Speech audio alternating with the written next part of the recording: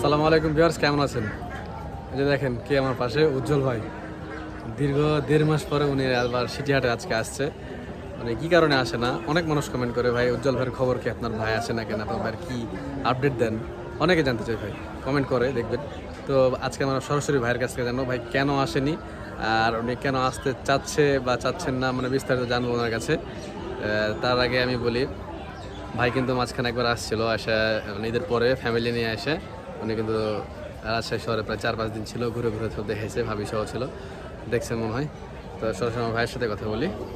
Viewers, এই যে দেখেন উজ্জ্বল ভাই কিন্তু আজকে দেখছি অলরেডি 2টা গরু কিনে ফেলেছে, আরও গরু ওখানে আমার শাহেদ ভাই কিনছে। তো ভাই আসসালামু আলাইকুম, কেমন আছেন? আলহামদুলিল্লাহ। আজকে তারিখ হইতেছে ভিউয়ার্স 26 জুলাই, রবিবার। এই ডেটে আসছে ভাই।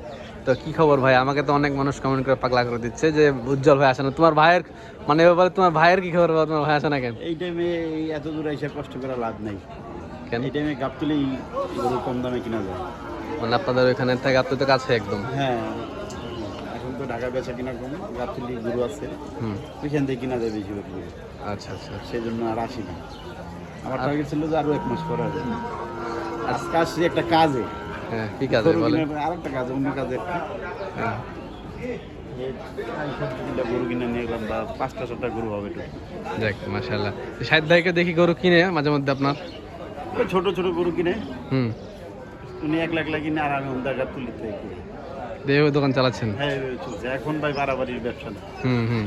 এখন খাবে না, এখন বাড়াবাড়ি করে লাভ নেই। কুরবানির পরে যে বাজার ঢিল। বাড়াবাড়ি করে পাগল, এখন বাড়াবাড়ি করে পাগলে।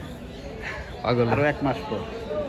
আমি শুনে গেছি যে আপনি নাকি অনেক টাকা লস খাইয়া আর সিটিহাটে আসেন না, কুরবানির সময় আপনি অনেক টাকা ধরা খাইছেন গ্রাম থেকে গরু কিনে, এই বিষয়ে মানুষজন বলে, আপনি কি বলেন এই বিষয়ে বলেন? এটা কি ধরা খাওয়ার চেহারা? না ঠিক আছে, ধরা খাচ্ছে আর না। কি ছিল মহিষ, অনেকগুলো গরু কিনছেন, গরুগুলো কি রেজাল্ট ছিল? গরু আপনার 10 জনের, যে আমারও সেই গরু হয়েছে। 84 পিস গরুতে 14 পিস গরু আছে। ওখানে একটু। ওইখানে কিছু লস হচ্ছে, আর ব্যবসায় লাভ লস সবসময় থাকে। হ্যাঁ, এখানে নিয়ে মাথা ব্যথা নেই। ঢাকার বাজার তো কোরবানিতে খারাপ গেছে এমনিতেই। হুম, খুব খারাপ গেছে, তারপর আলহামদুলিল্লাহ। একবার কিন্তু পরিকল্পনা করছিলেন যে সিটি হাটে কিছু গরু বেঁচে যাবো, গরু তো অনেক কিনছিলাম, হ্যাঁ। একলা মানুষ না, হ্যাঁ। এদিকে একটা সাহস করতে হয় না। তাও আলহামদুলিল্লাহ, আল্লাহ যা করে ভালো করে। নেক্সট তো হবে আবার ইনশাল্লাহ। ইনশাল্লাহ আমার নতুন লোক এতটুকু গরু কিনা বেচাটা মুখের কথা না ভাই। না, অবশ্যই অবশ্যই, অনেক পরিশ্রম যায়। আর যে 1-2টা গরু কিনছে, আগামী মাসের 1 তারিখের থেকে মনে হয় একটু অফারের রেটমেট আসতে পারে। সামনে মাসে অফার দিবেন আবার? হ্যাঁ, সেই জন্য আসলাম।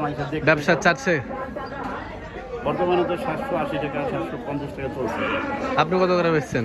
আমার দোকানে 780 780 করে মাংস বিক্রি হচ্ছে, 780 750 এই রেটে মাংস যাচ্ছে। আচ্ছা, আরেকটা কথা ভাই, কিন্তু আজকে সিটিহাটে আসলেন, সিটিহাট এবং গাবতলির মধ্যে এখন ডিফারেন্স কেমন? এখন গাবতলি ভালো লাগে।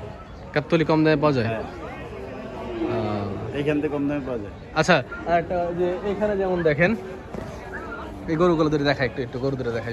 দেখেন, 2টা গরু আপনি কিনছেন।